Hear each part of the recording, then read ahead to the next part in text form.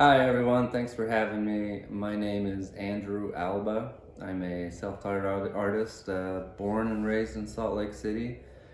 I'm primarily an oil painter slash sculptor.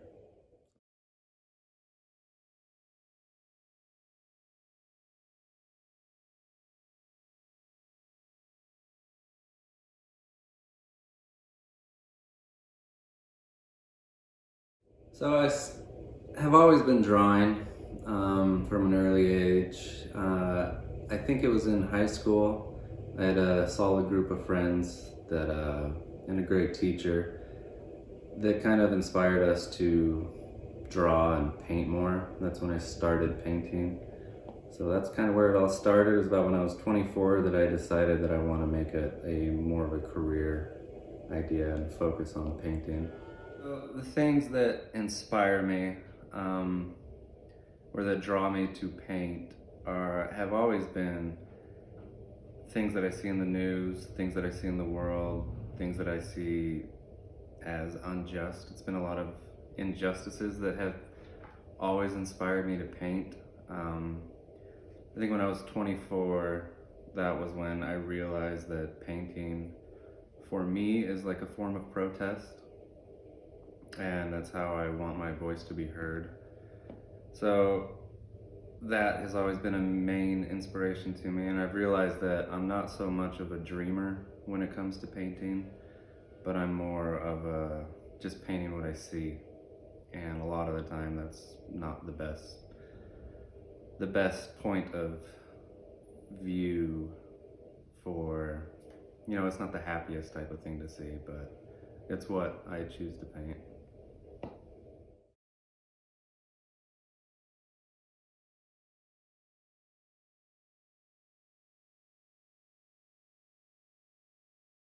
So as far as my career path in painting, it started off in high school. I thought I wanted to be an illustrator, so I was focusing a lot on form, representation, perspective, and my own style of illustration. But it got to the point where I realized that I don't necessarily want to paint for someone else's marketing. I have plenty of friends that are illustrators and I love what they do, but it wasn't the right path for me. And then in my early 20s, I thought I was going to be a musician. Again, I had friends that were just doing a better job at it, and I realized that painting was the avenue where my thoughts are coming out the most clear for me.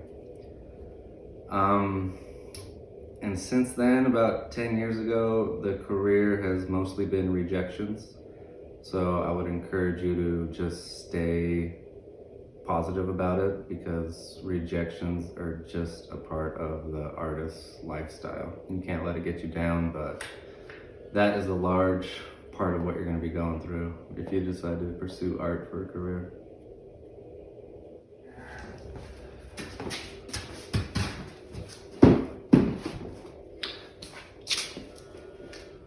Yeah. So my artistic process, in the world of painting, it's different in illustration or graphic design, but I think process is the most individualistic thing that any painter can come across. Mine mostly consists of making mistakes. Like this painting here, I don't like this form. I use oil paint, so it works for this, but I got my palette knife here. So I scraped that form. I let it dry for about a day, because oil paint takes forever. It takes about a week or two to feel dry to the touch. By letting it dry for the day, it builds up a nice texture. You want to come check it out? You can see this texture in here. Colors start popping out from previous paintings. Most of my paintings have about 4 or 5 paintings underneath the finished one. You can see in this area, this green was from a previous painting, and I like the way that it was working with the red and the white, so I left it in there. Another example of that is this piece. This, I think, was a face right here. This was part of the face, and I think these were like some weird lips coming out of it or something. But I painted this cop over the face, and I liked kind of the poetics behind that. You can see pencil marks when I'm trying to work out composition, some oil pastel marks in there, just working things out before I start laying paint on it. But the process is not, my individual process is not the best for money. You can see here, like after I scrape a piece, this is where it all goes. So I have a great collection of old paint. Probably hundreds of dollars worth of paint there, but I decided to make it a lifelong sculpture. When do I know a painting is done? It just feels done. That's kind of the part of the mystery behind painting that drew me to it. There's a certain like poetic aspect of it, and I like to let the painting figure out when it's done, which sounds kind of strange, but the painting will tell me when I'm done, and I think a lot of painters can relate with that sentiment. So as far as my style goes, it took me, I don't feel like it became more of a concrete type of style until about 6-7 years ago. I mean, even just with life is always changing. I mean, I did a whole series of drawings on reclaimed fabric in my living room because at the time I couldn't afford oil paint. So I went to the thrift store, bought a bunch of fabric, and I had a whole body of work come out of that when I was poor, and I think it's some of my most favorite body of work, one of them. But the style does change. I typically, this is like more of a representational type of painting, which I enjoy to do. I'll go from this, and then I go to something like this. Or I go something like this. Where I don't necessarily want to stay in one lane. I want to explore different aspects of, what's going on in my head. A lot of it just depends on my mood. If I want more of a structured time in the studio, then I'll paint something more representational. If I want to feel like I'm lifting off in the studio, then I go further and I paint something a little bit more abstract. But as far as the style changing, I think it just happens with time, where you're at in life.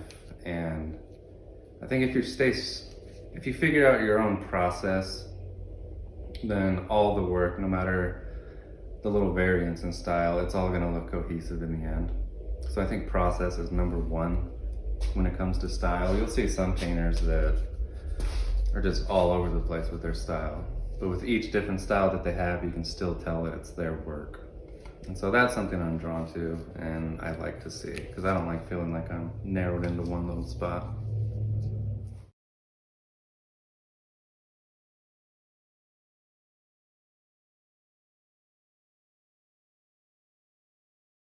So I feel like I became comfortable with my style just after a lot of discipline.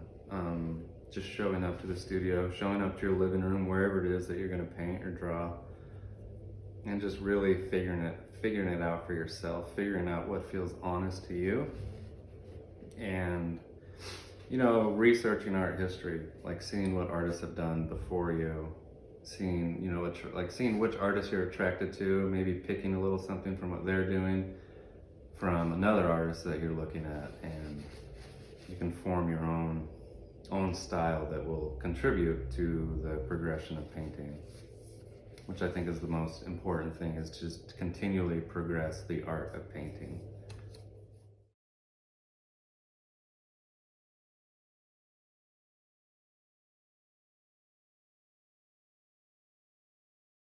So some of the tricks and tips that I like to do, like with oil paint, you can see the palette right now is a mess, but I've incorporated that to work for my process. With a lot of these colors that I'm using, a lot of the time I decide to use a color on a painting is just a color that I have that's still wet. You know, I mixed this a couple days ago. I was painting last night and I ended up using it on that painting because oil paint is expensive and I hate letting paint just waste. But one of the tricks I like to use to make a painting feel more cohesive within itself in the color composition is just letting the colors bleed into each other. You know, like as I'm mixing this red, it's gonna bleed into this little flesh tone that I have right here. And it comes up with a color that I wasn't intending on, and I like it. A big thing for me is surprises when I'm painting. I don't like to feel like I have control over a painting. Otherwise, I feel like I'm looking in a mirror and it gives me anxiety and I can't enjoy my work if I have that much control of it. And I want to enjoy my work. I want to make paintings that I like to see. And so when I put that much of myself into it in like a very conscious way, it gives me anxiety a little bit. One of the examples, another thing that I like to do, I don't paint landscapes too much anymore. This one, this is of our garden, just right outside the studio. I love oil painting because like when I'm painting this small, which is rare, you can use it to like sculpt. You know, it builds up. You have these nice textures that happen. And it's just a lot of fun. I think one of the biggest tips that I could give any painter is just to have fun when you're painting. Because it shows, I think, in the work. I think Matisse said the thing that he wants to portray most in his paintings is the joy of painting. So I would highly encourage you to always enjoy painting rather than getting caught up in the academics of it or the ego, and just enjoy it, because the viewers can see, in my opinion, they can see anxiety when a painter has anxiety or is thinking too much about themselves.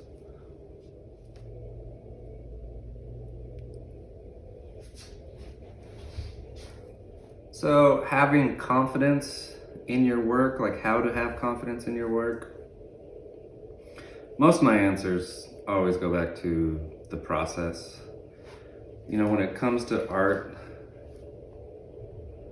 you are going to be the smartest person in the world when it has to do with your painting, because if you're painting a chair, nobody in the world sees that chair like you do. If you're gonna paint a waterfall, nobody's gonna feel that waterfall like you do.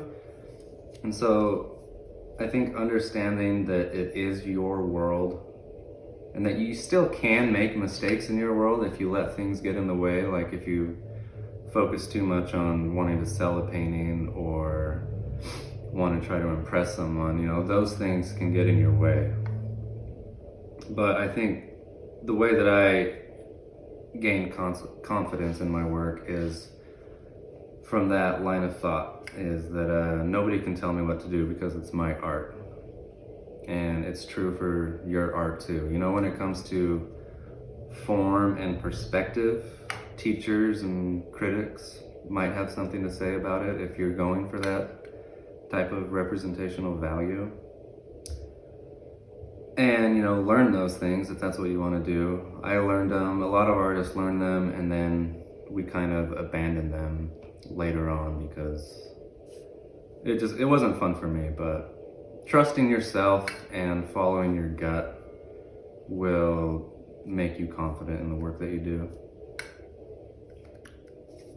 My favorite artist is always changing. When I first got serious about painting, it was Matisse. Matisse seemed to break up painting in a way that nobody else had before him. And those are the type of artists that I'm always attracted to. People that they seem to be pushing the boundaries of art. Right now, some of my most favorite artists are Philip Guston, because he was somebody that at the height of his abstraction period, he was a celebrity, and he decided to abandon it because of his process, because he thought the work was too pretty. So he ended up painting these really crude looking figures of Richard Nixon and just strange drawings, and that was the work that seemed more honest to me. It pushed it, and it's still ahead of its time right now. So artists like that, Ana Mendieta, she was a great, wonderful artist that was pushing performance art. But it's always changing. The more I learn about myself and my own process, I discover things in other people's art that I see as valuable. So it's constantly changing, and I hope I never have one favorite artist for all time. Things I wish I had known in high school. I think I already knew them, but I wasn't as confident in myself, as not caring what people think. I think everyone in high school acts that way. But at the time, I did always care what people think when I was in high school. But I think if I could go back to myself in high school, I would try to pound that deeper into my head in a more realistic type of manner, and just to be honest with the work that I'm doing, not try to be someone else. Always try to be yourself with the work, use your own voice, and just to work hard at it. Any advice that I would have for you all that decide to pursue this would be discipline, draw all the time, paint as much as possible. In different areas of your life, it gets harder. I have 2 kids right now, and the only time I can get out to paint is when they go to bed. So I start painting at about 9 o'clock every night, and I don't always want to paint. I rarely actually want to paint. It's typically when I'm actually painting that I remember how much I love to paint. Because it's hard to get out into a studio in the middle of winter. It's cold, but it's something that you need to do if you're gonna decide to pursue this. Other advice I'd have for you is work in a frame shop, because framing is expensive. Learn how to do all that, learn how to stretch your own canvas, build stretcher bars. You're gonna save a lot of money if you do that. But all in all, just work hard on what you're doing, what you want to say, find out what you want to say, and just keep at it. And you'll get rejections, but everybody gets rejections, and they do hurt. But over time, they can either fuel you or they can break you. But don't let them break you, because if you keep applying to these things and your work is honest, people are going to notice it. And your voice is valuable. Everybody's voice is valuable. So we all need to hear what you're thinking.